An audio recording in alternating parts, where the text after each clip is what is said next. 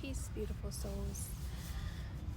So the last video I just posted made me realize that it's been 10 years now since I told about my sexual assault with my dad, and since my relationship with him really, I would say that was like the start to the end of our relationship. And so many things have happened since then, and so many times I tried to repair the relationship, but that didn't work. And 10 years later, I'm a lot way better mentally, physically, emotionally, but it does still hurt. And I still remembered that day so vividly, the day that I really realized okay, he's a pedophile. This is not I'm not the first or last. And then at that point, I had finally started having sisters. I was the only girl for 15 years, 15, almost 16 years. And then I was like, all right, something's gotta happen. And I can tell you the process in which I realized it. So I was in school, and at this point, me and him were still cool. After the last time happened and I stopped it, and I stayed away for a little bit, and then whatever, me and him were back to normal, best friends, cool, right? So I'm in school, and this friend of mine comes up to me. I won't use names. He comes up to me and he's like, hey, do you know that our families might be merging together? And I'm like, what are you talking about? Mind you, our families would already call each other cousins, brother, uncle, aunt, sis, whatever the heck. So I'm like, what are you talking about? And he says, so-and-so's baby is your dad's baby, or might be your dad's baby. And I'm like, huh, what are you talking about? And he's like, yeah, so-and-so's baby might be your baby, and so-and-so is his sister. Mind you, his sister is a year older than me. So at this time, she's 17. Her baby was already about one, right? Which means at the time of conception, she would have been 16. And so when he tells me that, also the so-and-so that he's talking about, yes? Yes. Can I help you? Hey, Hi. just say. Okay, my bad. I swear, the interactions here are so odd. Anyway, so I lost my train of thought. I have to go back and listen. Hold on. Okay, so the so-and-so that he was talking about, years before, when I was about 12, my dad had introduced me to her as my cousin. And I knew that she wasn't my biological cousin, but like I said, our families would be like, this is your cousin, this is your aunt. And she would call my dad Uncle Tro. So that in itself was already a bit traumatizing for me. The age was very traumatizing for me. And so I finished school that day. I had to work after school.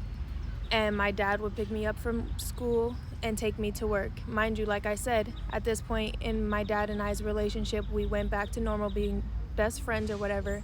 And something that I'm realizing now that's probably not so normal in a father-daughter relationship, he would tell me, without problems, the women, whatever, he was sleeping with. And a lot of, when I look back to a lot of things, all of the stuff used to make me feel uncomfortable, but I never had what is it called? An example of a father-daughter relationship or whatever. And I was such a heavy people pleaser, such a heavy daddy's girl. I just took what I got.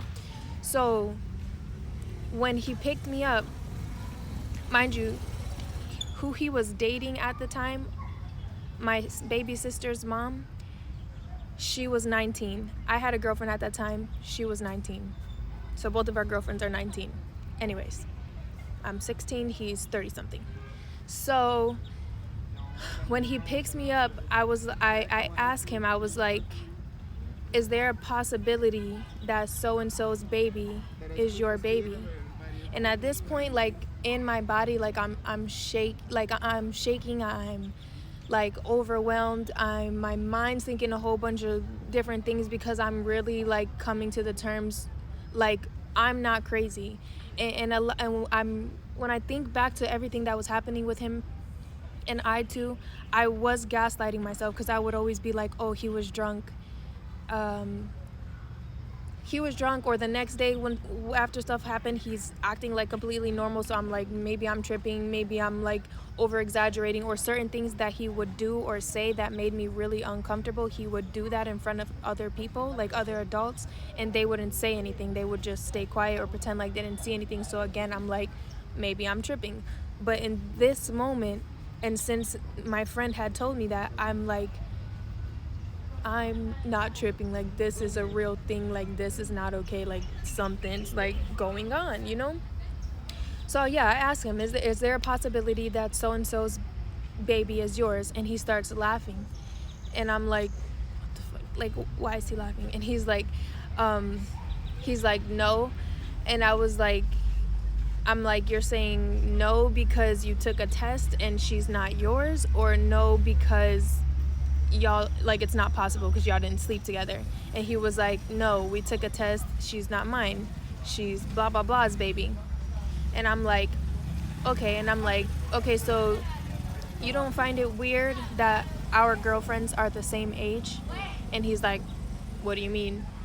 And I'm like, we're like, you don't think it's weird that both of our girlfriends are the same age? And he's like, no, she's not my daughter, so why does it matter? And mind you, that just irritated me more, because I'm just thinking of also about all the things he's already like done and said to me.